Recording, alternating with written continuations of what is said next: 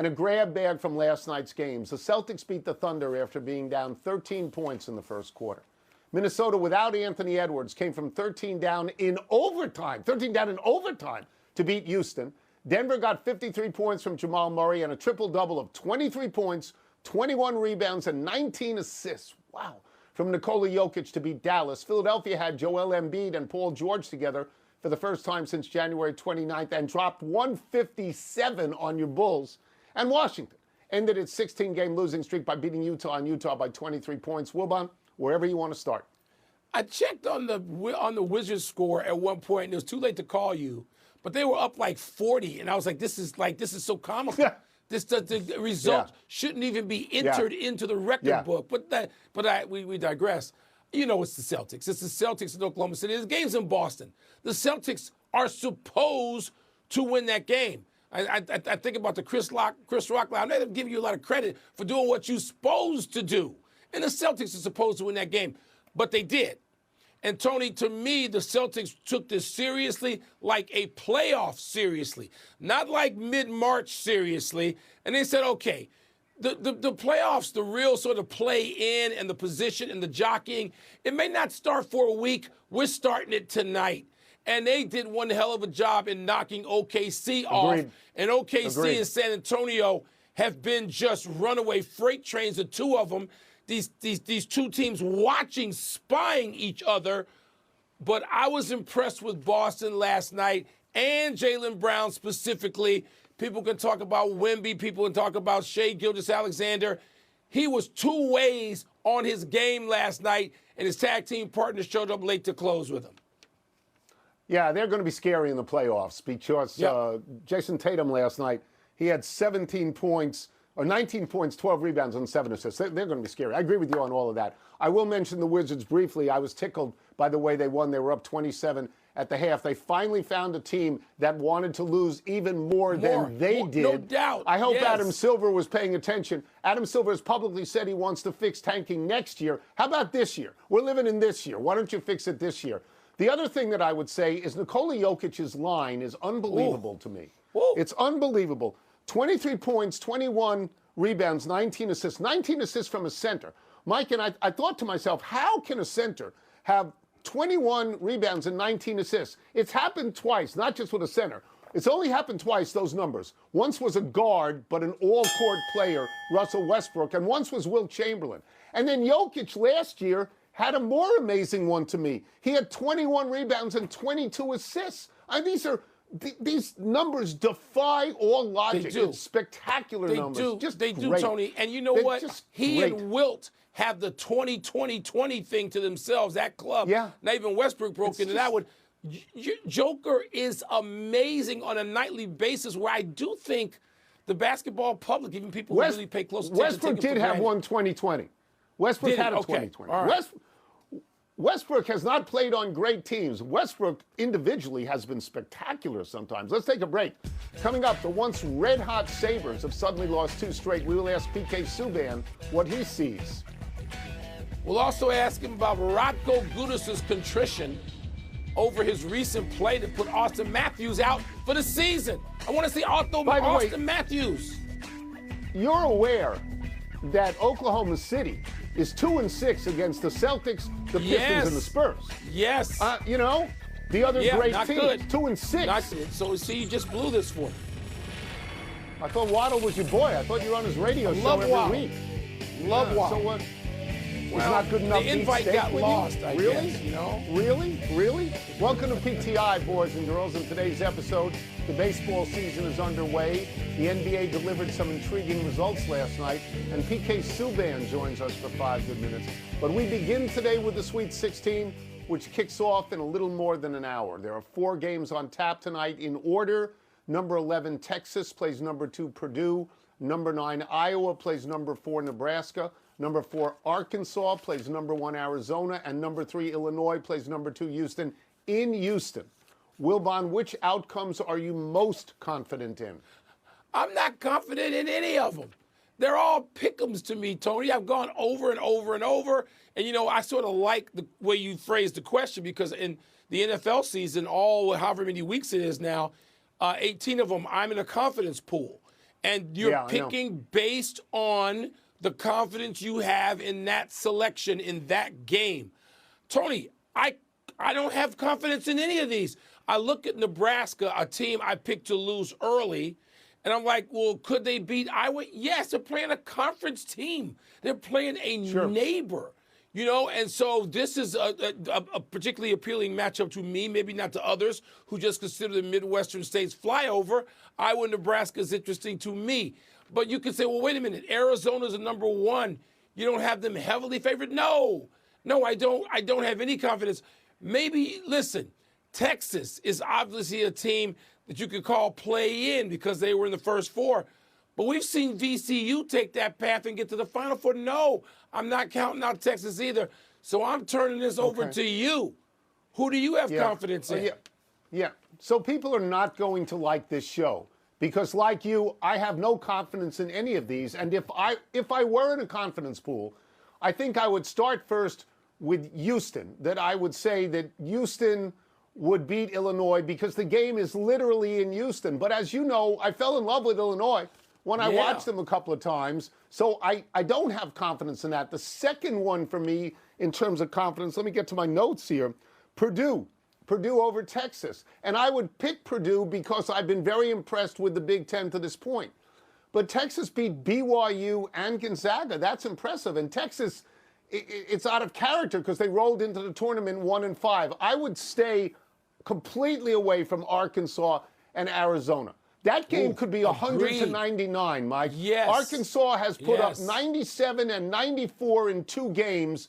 The kid Acuff could go for 50 by himself. He seems unstoppable. And then I'm in a terrible position because I've actually picked Arizona to win the entire bracket. So that gives me the one thing I have confidence in. I'll take 10 more seconds. The one thing I have confidence in is that one Big Ten school is going to advance from Iowa and Nebraska. And you know I'm rooting for Nebraska, and you know that I think that they are the one Cinderella that is left to us. That they are to college basketball this year what Indiana was to college football, yes.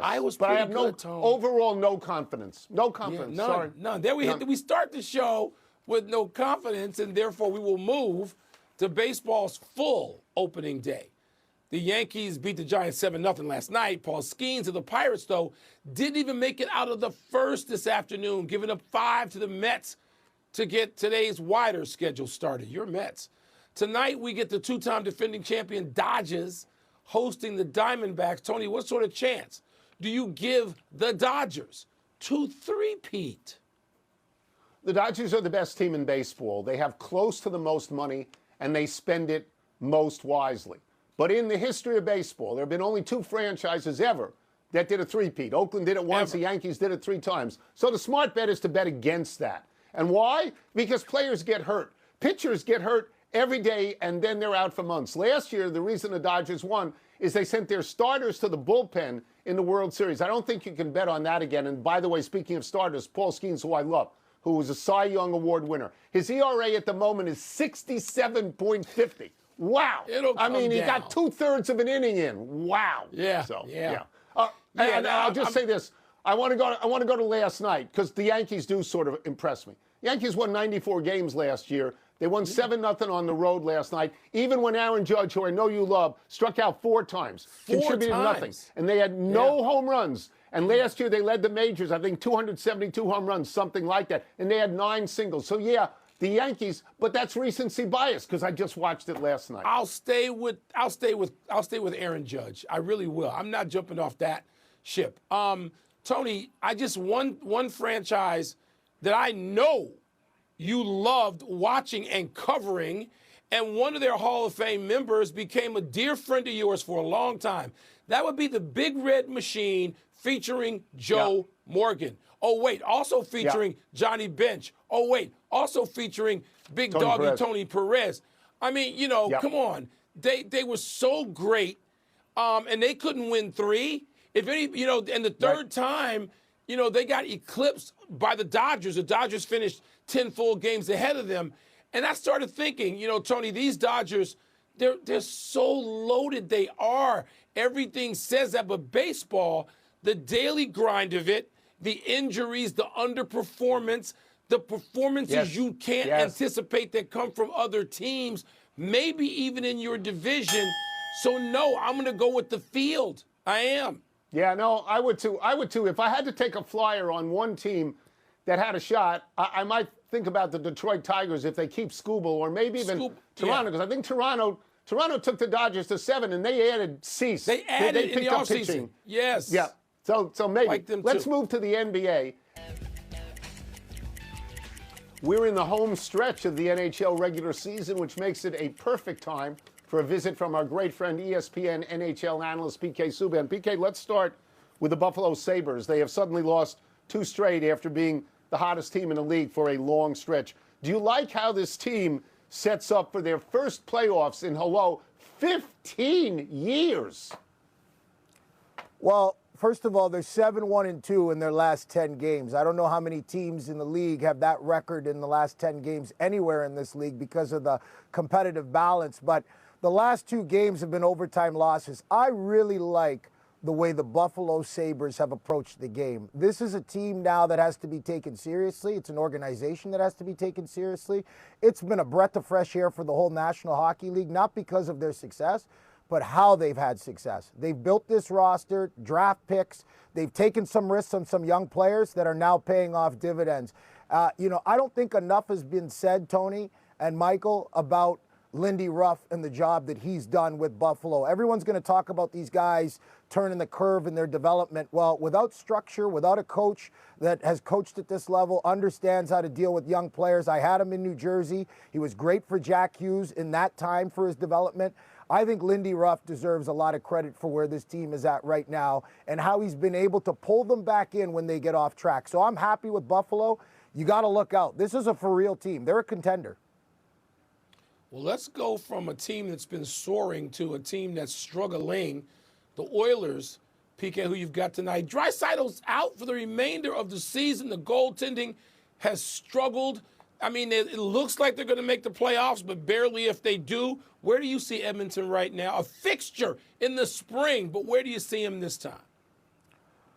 Well, we heard the quotes. I believe it was from Connor McDavid that talked about the pillow fight in the Pacific Division because of the competitive balance and how strong the East is. But I'll tell you this, no matter how soft people say the Pacific Division is, it ain't going to get easy for Connor McDavid. I know Vegas has been struggling in their past 10 games. They're still a great defensive team. They're giving up too many grade A scoring chances. Edmonton will pick you apart if you can't play solid defense. On the other side, Anaheim, they got great goaltending. They're young, quick. They have experience on that roster, and they can score goals. So for Edmonton, they have to be playing their best game come playoff time. I think they get in. It's going to be very difficult to not have Edmonton in the playoffs when you have Connor McDavid on your team. But missing Draisaitl is not going to make it easy. But to me, once again, I feel like a broken record. I need to see more from them as a unit. I need to see them take control of games, not fight their way back into games, dictate. You've gone out and gotten veteran players. The defense that are there are what they are. You have to learn to play in front of your goaltender the way that's going to give you success. If you don't have great goaltending, well, you got to play better defense. And for me, I got to see that sacrifice on the defensive end. Too much standing around at times, too many gaffes during the game. It's just for a contending team, for a team that has the best player in the world, we have to expect to see better and more consistent play on a nightly basis from Edmonton. Let's stay out west, kind of, for one more question. Ducks captain, Radko Gudas, put Sidney Crosby out of the Olympics, of course, and now Austin Matthews out for the season. Radko apologized to Matthews and said, I've got to learn. I've got to be better. PK, that would not have been enough for me if I was the commissioner. But what do you make of this whole thing? Well, first, it's a man's game on the ice. So things are going to happen. Guys play on the edge. Sometimes it boils over. We accept that when we go on the ice. So when things happen, we all have to deal with it the right way. But as a guy who's played the game, who's watched, more hockey than I've ever watched before, I don't want to hear this Monday morning quarterback. The game's on Sunday. We all saw what happened. I don't want to hear the next day that you're upset. On Austin Matthews, he's got his knee out there for 45 seconds before he makes contact. It's in the open ice. I understand that his intent may not be able to hurt someone, but I've been a defenseman. I've wanted to impose my will, and at times guys have gotten hurt. But to me, in the open ice, there should never be any confusion on that.